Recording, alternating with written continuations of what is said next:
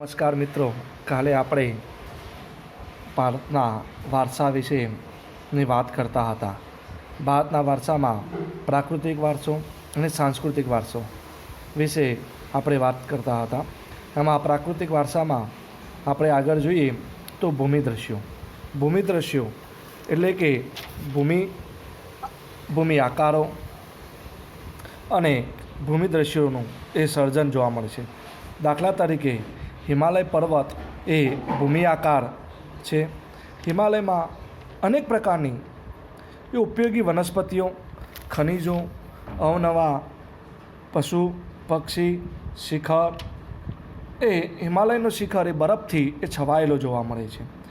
તેમાંથી મોટે ભાગની મોટી નદીઓ બારે માસ ભરપૂર પાણીથી સમૃદ્ધ રહે છે. આ ઉપરાંત તરાના જંગલો પણ એ હિમાલયમાં એ આવેલા છે. હિમાલયમાં ના યાત્રા સ્થળો અમરનાથ, બદ્રીનાથ, કેદારનાથ, અમરનાથ, બદ્રીનાથ, કેદારનાથ એ તેના એ યાત્રા સ્થળો છે. અને ભારતમાં હિમાલયનું ખૂબ જ એ મહત્ત્વ રહેલું છે.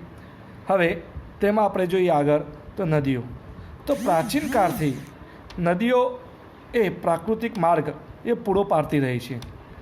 ભારતીય સંસ્કૃતિ સિંધુ અને રાવી નદીના કિનારે એનું પાલન પોષણ એ પામી રહી છે. સિંધુ,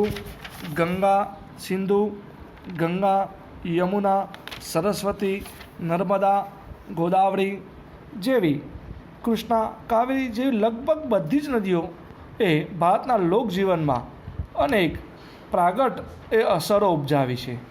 નદીઓ એ આપણા જીવનમાં ખૂબ જ ઉપયોગી છે.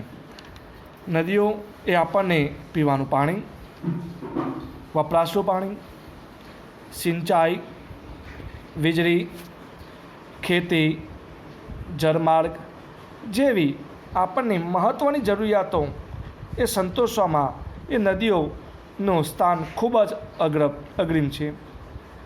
તદુપરાંત માટીના વાસણો, મકાનો, લીંપણ, ઉદ્યોગના વિકાસ માટે પણ માનવીને નદીઓનો પાણી ઉપર આધાર રહેવું પડે છે. આમ નદીઓ ભારતીય પ્રજાના જીવનને એ સમૃદ્ધ બનાવ્યું છે. આપણી સંસ્કૃતિમાં પ્રાચીન કાળથી નદીઓના કિનારા, ઉષા અને સંધ્યાના વિવિધ ભૂમિ દ્રશ્યો દ્વારા ભરપૂર સૌંદર્ય, કલાસૂઝ અને કૌશલ્યના વિકાસમાં આ પ્રાકૃતિક એ વારસામાંથી મળે છે. તેથી જ આપણે નદીને લોકમાતાનું બહુમાન આપ્યું છે. પરીક્ષામાં પ્રશ્ન આવી શકે છે કે કોને લોકમાતાનું બહુમાન આપ્યું છે? તો નદીને લોકમાતાનું બહુમાન આપવામાં આવેલું છે. એ જ રીતે આપણે આગળ જોઈએ તો વનસ્પતિ જીવન. તો ભારતની પ્રજા આદિ સમયથી પર્યાવરણ પ્રેમી રહી છે, જેની સાક્ષી તેના વૃક્ષ પ્રેમ, પુષ્પ પ્રેમ, છોડવાઓ પ્રત્યેનો આદર એ સૂચવે છે. માણસ, પ્રાણી, પશુ, પક્ષીઓ આહાર માટે એ વનસ્પતિ પર આધાર રાખવો પડે છે. ભારતમાં વડ, પીપળો, તુલસી વગેરેને એ ધૂપદીપ એ કરવામાં આવે છે. એની આપણે પૂજા કરવામાં આવે છે. વટ સાવિત્રીના વ્રતમાં વડની પૂજા કરવામાં આવે છે. વટ સાવિત્રીના વ્રતમાં એ વડની પૂજા કરવામાં આવે છે. તો પરીક્ષામાં પ્રશ્ન આવી શકે છે કે વટ સાવિત્રીના વ્રતમાં શાની પૂજા કરવામાં આવે છે કે કયા વૃક્ષની પૂજા કરવામાં આવે છે? તો વડની. એમ પણ પ્રશ્ન આવી શકે છે કે વડની પૂજા કયા વ્રતમાં કરવામાં આવે છે? તો વટ સાવિત્રીના વ્રતમાં એ વડની પૂજા કરવામાં આવે છે. આ ઉપરાંત અનાજ, કઠોળ, તેલીબિયાંના છોડ, ધાન્યથી લહેરાતા ખેતરો, વન સમૃદ્ધિથી ભરેલા જંગલો, ઔષધિઓ માટે ઉપયોગી છોડવાઓ આપણને અતિ પ્રાચીન કાળથી જીવનને સમૃદ્ધ બનાવ્યું છે.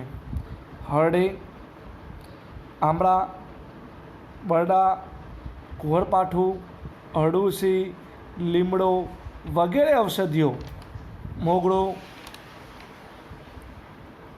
ગુલાબ, કમળ, ડમરો, સૂરજમુખી, ચંપા, નિશાગંધા, જુઈ વગેરે જેવા પુષ્પોએ માનવ જીવનને ખૂબ જ સુંદર અને સુવાસિત અને નિરામય અને સમૃદ્ધ બનાવ્યું છે. જેમ કે આપણે આગળ જોયું કે આંબળો છે, કુંવરપાઠું છે, અરડુસી, લીમડો એ આપણને એ ઔષધિ રૂપે એ આપણને પ્રાપ્ત થયેલા છે અને તે આપણે તેના દવા માટે તેનો ઉપયોગ પણ કરતા હોય છે. હવે વન્યજીવન તો પ્રાચીન સમયથી ભારત દેશ એ પ્રકૃતિ પ્રેમી હોવાને સાથે પ્રાણી પ્રેમી પણ છે. આપણી સંસ્કૃતિ એ પ્રાણીઓ સાથે ને જોડાયેલી છે. વાઘ, સિંહ, ગેંડો, શિયાળ, રીંછ, હરણ, રોજ, સાબર, સસલા, અજગર, સાપ, નાગ, નોળિયો, ગો, સાવડી જેવા અનેક જીવો જોવા મળે છે. વિશ્વમાં એશિયાઈ સિંહો માત્ર ગુજરાતના અને ગીરના જંગલોમાં જ જોવા મળે છે. વિશ્વમાં એશિયાઈ સિંહો માત્ર ગુજરાતના એ ગીરના જંગલોમાં જ જોવા મળે છે. આ પરીક્ષામાં પ્રશ્ન આવી શકે છે કે સિંહો કઈ જગ્યાએ જોવા મળે છે? તો વિશ્વમાં સિંહો ગુજરાતના ગીરના જંગલોમાં જ એ જોવા મળે છે.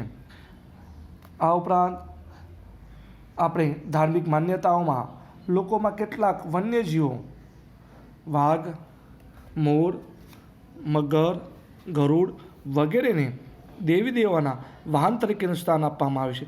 તો કયા પ્રાણીઓને દેવી દેવોના વાહન તરીકેનું સ્થાન આપવામાં આવ્યું છે એવો પ્રશ્ન પણ પરીક્ષામાં આવી શકે છે. તો વાઘ, મોર, મગર, ગરુડ વગેરેને આપણે દેવી દેવોના વાહન તરીકેનું એનું સ્થાન આપવામાં આવેલું છે. એ ઉપરાંત આપણે જોઈએ તો રાષ્ટ્રમુદ્રામાં 4 સિંહો, ઘોડો તથા બળદની એ આકૃતિનું એ મૂલ્ય એ આંક્યું છે. તો પરીક્ષામાં આવી શકે છે કે રાષ્ટ્રમુદ્રામાં કયા પ્રાણીઓ દર્શાવવામાં આવેલા છે? તો સિંહ, ઘોડો અને બળદ જેવા પ્રાણીઓની એ આકૃતિઓ તેમાં દર્શાવવામાં આવે છે.